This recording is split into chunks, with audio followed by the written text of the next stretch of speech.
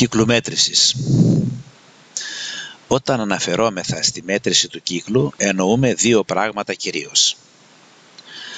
Πρώτον, την απόδοση μήκους στην περιφέρειά του και δεύτερον, την απόδοση εμβαδού στον κυκλικό του δίσκο.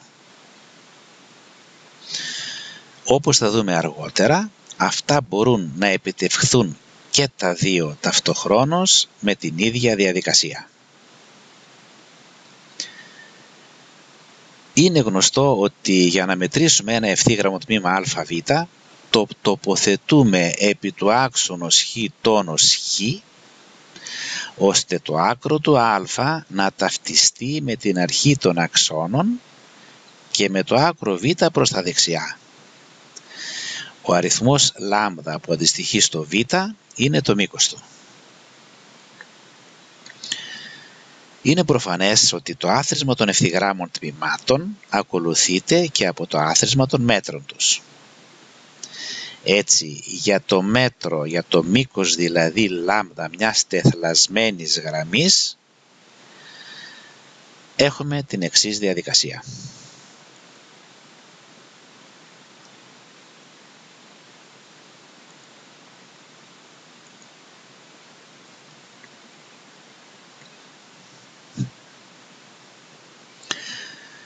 Ο κύκλος όμως είναι καμπυλόγραμμος και κατ' ουδένα τρόπο μπορεί να αναλυθεί σε ευθύγραμμα τμήματα ώστε να φτιάξουμε το άθροισμά τους. Αντιστοιχεί άραγε κάποιο μήκος για την περιφέρειά του? Αν ναι, ποιο είναι και τι σχέση έχει με τα άλλα χαρακτηριστικά του στοιχεία?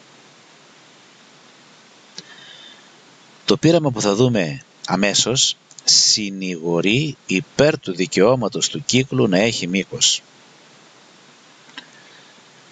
Υποθέτουμε λοιπόν ότι ένας κύκλος κυλίεται πάνω στην ευθεία χ τόνος χ, ξεκινώντας από την αρχή των αξώνων και εκτελεί μία πλήρη περιστροφή. Το σημείο επαφής διαγράφει ένα διάστημα μήκους L, το οποίο ενστικτωδώς θεωρούμε μήκος του κύκλου.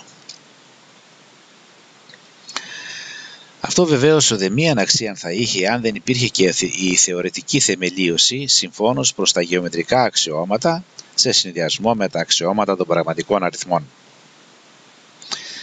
Θεμελίωση η οποία οφείλει τα πλήστα, αν όχι τα πάντα, στον Έλληνα μαθηματικό Αρχιμίδη, ο οποίος μάλιστα υπελόγισε τον αριθμό π με ακρίβεια πέμπτου δεκαδικού ψηφίου. Ο Αρχιμίδης, διαισθανόμενος ότι είναι αδύνατον να τετραγωνίσει τον κύκλο, εστράφει στην προσέγγιση του με κανονικά πολύγωνα εγγεγραμμένα σε αυτόν. Ενέγραψε λοιπόν το πρώτον στον κύκλο ένα τετράγωνο, το οποίο είναι μια πρώτη χονδροειδής προσέγγιση του. Στη συνέχεια, λαμβάνοντας τα μέσα των 4 τόξων και τις 4 κορυφές του τετραγώνου, κατεσκεύασε οκτάγωνο και με τον ίδιο τρόπο από το οκτάγωνο 16άγωνο και ούτω καθεξής. Προφανώς το κάθε προηγούμενο κανονικό πολύγωνο περιέχεται στο επόμενο, οπότε έχει και μικρότερο εμβαδόν και μικροτέρα περίμετρο. Κατασκευάζονται έτσι δύο ακολουθίες, η μία των περιμέτρων των κανονικών πολυγώνων και η άλλη των εμβαδών τους, αμφότερες, γνησίως αύξουσες και επιπλέον φραγμένες από τα αντίστοιχα στοιχεία του περιγεγραμμένου τετραγώνου στον κύκλο. Επομένως είναι συγκλίνουσες. Έτσι, για τις ακολουθίες αυτές έχουμε για την ακολουθία των περιμέτρων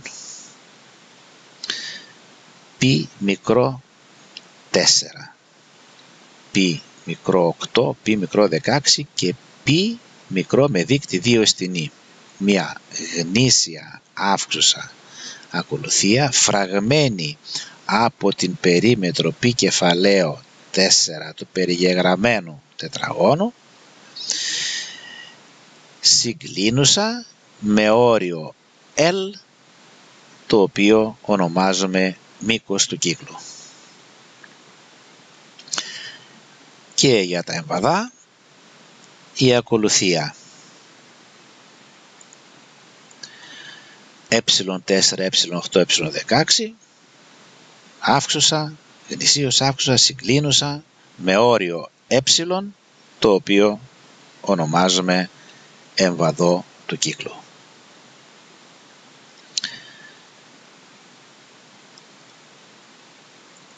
Αντί της ακολουθίας των προηγουμένων κανονικών θα μπορούσαμε να διαλέξουμε κάποια άλλη, όπως παραδείγματος χάρη τα κανονικά τρίγωνο, τετράγωνο, πεντάγωνο, εξάγωνο, εφτάγωνο κτλ. Αποδεικνύεται ότι και αυτή η ακολουθία έχει τα ίδια όρια L και ε.